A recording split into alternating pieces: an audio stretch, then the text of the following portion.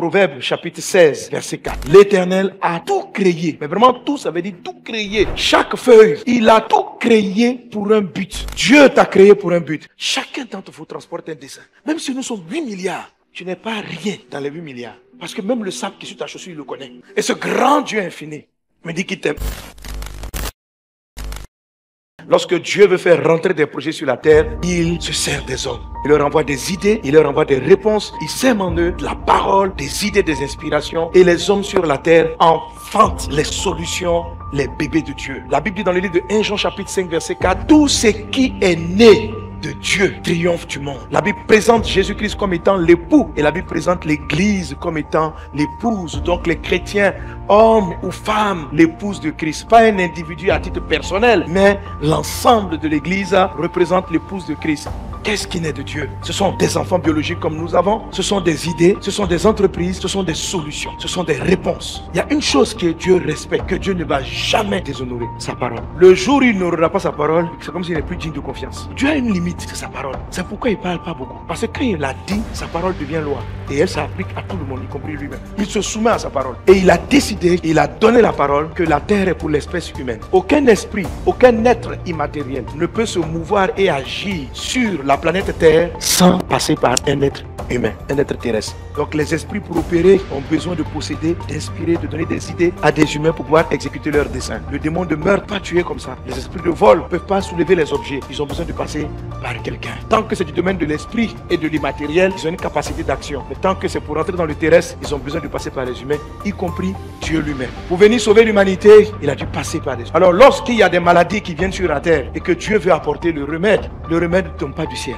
Il va passer par un homme, il va avoir une idée, il va faire des recherches et Dieu il va apporter les remèdes. Et c'est la réponse de Dieu à la terre. Donc tu as une piste d'atterrissage et tu as un point d'intérêt pour le royaume de Dieu parce que Dieu t'a mené sur la terre pour être une réponse. Je suis en train de te parler des choses que Dieu fait naître. Et parmi les choses que Dieu veut voir naître, il y a la raison pour laquelle chacun d'entre nous est arrivé sur la terre. Chacun d'entre nous, chaque personne sur la terre existe pour un but. Chaque création, tout ce que Dieu a créé existe pour un but. Proverbe chapitre 16 verset 4. L'Éternel a tout créé. Mais vraiment tout, ça veut dire tout créé. Chaque feuille, il a tout créé pour un but. Même l'espèce humaine que Dieu a créée, on ne fabrique rien pour le hasard. Même si c'est pour s'ennuyer, c'est le but parce que l'homme a besoin de s'ennuyer de temps en temps. Donc on fait des choses pour ne rien faire.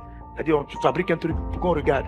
On fait des tableaux parce qu'on a envie de voir de l'art. On fait du jardinage. On fait des choses. Tout ce qu'on fait, c'est pour un but. Tout ce qui existe, tout ce qu'on a pu mettre ici a pour un but. Le parterre, les micros, les amplificateurs. Tout ce qu'on fait pour un but. Alors, si les objets inanimés existent pour un but, si chaque détail de la nature existe pour un but, à plus forte raison toi. Dieu t'a créé pour un but. C'est-à-dire que Dieu t'a créé de manière intentionnelle. Alors, souvent on se dit que non, il y a tellement de personnes sur la terre que Dieu, c'est de la masse. Il ignore la masse. Et ce n'est pas vrai. Dieu connaît le détail. Dans la suite de l'enseignement, et ceux qui ont suivi un peu les enseignements que j'ai donnés pendant ce Pentecôte, j'ai parlé de demeurer dans sa présence. L'Esprit m'a dit, il faut que tu amènes les gens à apprendre à rester dans ma présence. Parce que les gens prient, mais ils ne savent pas rester dans ma présence. C'est de la prière venue dans la présence de Dieu. Quand tu rentres dans la présence, tu n'arrives pas avec des sujets comme ça. Quand tu rencontres une autorité, tu rencontres Dieu. Il donne souvent cette expression-là, se tenir devant ma face. Se tenir devant ma face. Il dit par exemple, parlant des anges, il dit malheur à celui qui va toucher un des enfants, parce que leur ange voit continuellement la face de Dieu. Ça veut dire qu'il est plus puissant que tous à cause de sa proximité, du fait qu'il voit la face de Dieu. Donc il y a des gens qui voient la face de Dieu. Dieu pouvait rendre le témoignage de Moïse. Il dit, vous êtes les prophètes là, mais Moïse là, je lui parle face à face. Il y a des gens qui voient la face de Dieu. Et Dieu veut que tu vois sa face. Tout chrétien a accès à sa face. Mais nous n'avons pas souvent l'attitude de la prière qui font qu'on a envie de rester devant sa face. Alors devant sa face, Dieu t'explique beaucoup de choses. Parce que quand tu vas devant la face de quelqu'un, c'est pas trop pour parler. En fait, c'est comme si tu t'assois à table avec un roi. Généralement, tu l'observes, il t'observe et puis tu l'écoutes. Donc je parle, papa. D'un moment là, je montre-moi un peu, je vois un peu, je veux te voir quoi. Il dit mon fils, mais quand j'ai dit que aucun homme ne peut me voir et puis vivre, il dit mais tu veux voir quoi? Me voir, ça veut dire quoi? Il dit bon, ok. Voir même déjà, ça veut dire me circonscrire. Tes yeux sont capables de donner une forme. Autrement dit, de créer des limites. C'est-à-dire que j'ai vu Dieu, il a commencé sur la droite d'ici à là.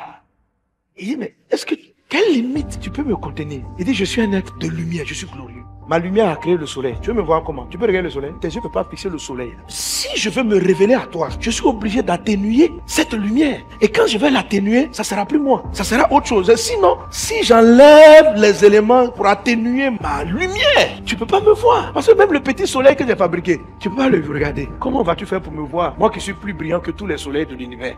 Il dit, tu veux voir quoi? Tu veux comprendre? Comment tu peux me cerner? Puis tu vois le chien qui dort là-bas. Il dit, tu sais que je connais son rêve. Tu sais, toi, je parle avec toi, mais je sais en même temps exactement ce qu'il rêve. Mais je ne connais pas seulement son rêve. Je connais le rêve de tous les autres chiens qui dorment en ce moment. Je sais exactement ce à quoi il pense. Tu veux me voir? Tu veux que je t'explique quoi? Il dit, attends, ce n'est pas fini. Il dit, tu vois l'arbre qui est sur ta gauche, il y a une fourmi qui est en train de monter. Tu sais que je la connais pas son nom. Mais je connais toutes les autres fourmis. Je sais le jour où elles sont nées. Je sais quand elles meurent. Je le sais à tout moment. Tu veux savoir quoi?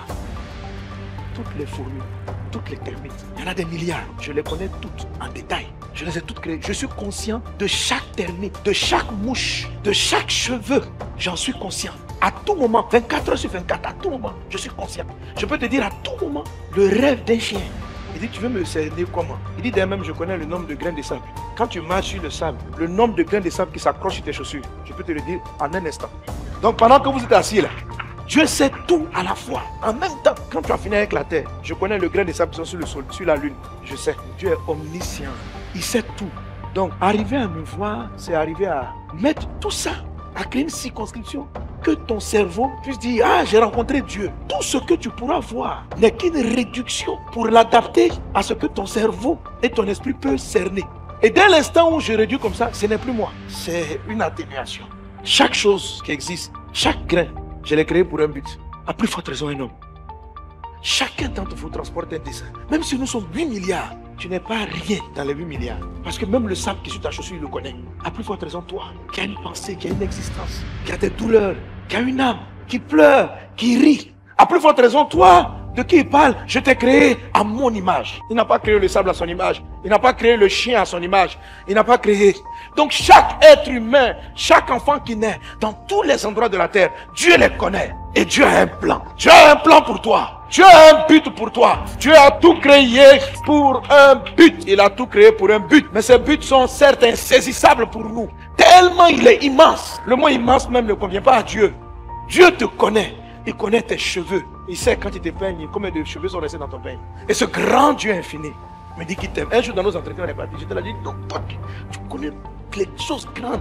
Il dit, je connais aussi le détail. Quand on dit l'éternité, l'éternel, je suis de moins l'infini à plus. C'est-à-dire, je n'ai pas de... Je suis dans le petit. Je suis conscient de toutes choses minuscules, infiniment petites. Et de l'infiniment grand. Frère, non mais imagine la puissance de cet être qui a créé l'homme. Regarde comment l'homme, un seul homme, fait l'objet de dizaines, de centaines d'années d'études. Et jusqu'à présent, on n'a pas encore fini de le connaître. Le cerveau même est tellement complexe que jusqu'à présent, malgré toutes les études, il y a trop de zones du cerveau qu'on ne comprend pas. Donc ça là, c'est un truc Dieu à faire comme ça. En fait, il n'a même pas pensé dire que l'homme soit. Le cerveau est venu là-dedans, dans tout ça là. Il y a des gens qui font des études de la danse. C'est-à-dire, ils finissent, ils font CP jusqu'à terminale. Terminale, ils rentrent en quoi? Odonto, pour étudier la dent. Celui qui veut étudier l'œil, il fait des diplômes. Il fait des diplômes, il va devenir agrégé de l'œil. Maintenant, Dieu a dit que l'homme soit. Un seul de ses cheveux fait toutes les années d'études. On est obligé de développer différents niveaux de spécialistes. Parce que même dans ceux qui s'occupent des dents, il y a encore des mystères et qui nécessitent encore d'autres études spécialisées, de spécialisation. Donc dans les gens qui travaillent en gros, on est obligé de trouver des spécialisations de la spécialisation. Et il y a toujours des gens et on va toujours découvrir d'autres domaines qu'on ne connaît pas. Il y a toujours à apprendre. Il y a des lois dans l'infini, des cellules. Tout ça là, c'est Dieu. Quel grand Dieu. Amen. Maintenant, Dieu te dit que tu existes pour une raison. Et qu'il a tout créé pour un but. Mais le but de Dieu, c'est ce qu'on va appeler le but de notre vie. Il fait partie de cette phrase de la bénédiction de Deutéronome 28, verset 4. Il dit, le fruit de tes entrailles est béni. Dans tes entrailles, il y a ce que Dieu a déposé en toi. L'intelligence, la sagesse, la raison de ton existence. Les scientifiques de l'accouchement disent que c'est quelque part près de 400 millions de spermatozoïdes qui vont aller. C'est le premier qui arrive qui va être capable de féconder l'ovule. Si tu es là ici, c'est que tu as gagné la course des 400 millions, frère. Donc c'est pas les 28 millions, 30 millions d'habitants en Côte d'Ivoire qui vont t'effrayer. Tu es un champion, tu es un champion, tu es un champion. Tu as été sélectionné dans les 400 millions parce que tu as quelque chose que tu transportes. Je t'ai parlé de toute cette diversité de Dieu parce qu'on se dit, je suis un détail inutile dans l'histoire de l'humanité. Je voulais t'expliquer tout ça en introduction pour te montrer que même les détails les plus banals qu'on écrase ne sont pas des détails pour Dieu. Il les connaît. À plus forte raison, un être pensant, qui réfléchit, qui est capable d'agir, tu es important aux yeux de Dieu. Même si tout semble te faire croire que tu n'as rien à apporter sur la terre, tu as quelque chose à apporter sur la terre. Tu es né peut-être dans des conditions difficiles ou faciles, peu importe, mais tu dois enfanter le but de ta vie. Dans la quête du but de sa vie, plusieurs font des erreurs. On se trompe souvent, par timidité, par peur, par mauvais choix, par mauvaise décision. Je prie dans le nom de Jésus-Christ que tu connaisses, que tu découvres le but de ta vie, que tu enfantes ta destinée. Alors tu vas t'élever avec moi, ce sera notre premier sujet de prière. Ce matin, l'Esprit m'envoie pour prophétiser, pour déclarer, afin que chacun d'entre nous enfante sa destinée. Et je vous assure, ça va accélérer. Car quand l'Esprit Saint me demande de parler d'un thème, c'est parce qu'il est sur le point de manifester. Tu vas prier. Le fruit de la destinée, spirituellement parlant, la Bible le positionne au niveau des entrailles. L'image des entrailles, c'est le ventre. Tu vas mettre la main là-bas et tu vas dire, Seigneur, je prie aujourd'hui. Ah, mon Dieu, conduis-moi, oriente-moi, que j'enfante ma destinée. Élève la voix et prie de tout ton cœur. Brinda sarabara la gloria brada sorobara la katala babu. Rekataria daraba brada sorobara la gloria da brada se. Raba brada sorobara la gloria da brada sorobara la.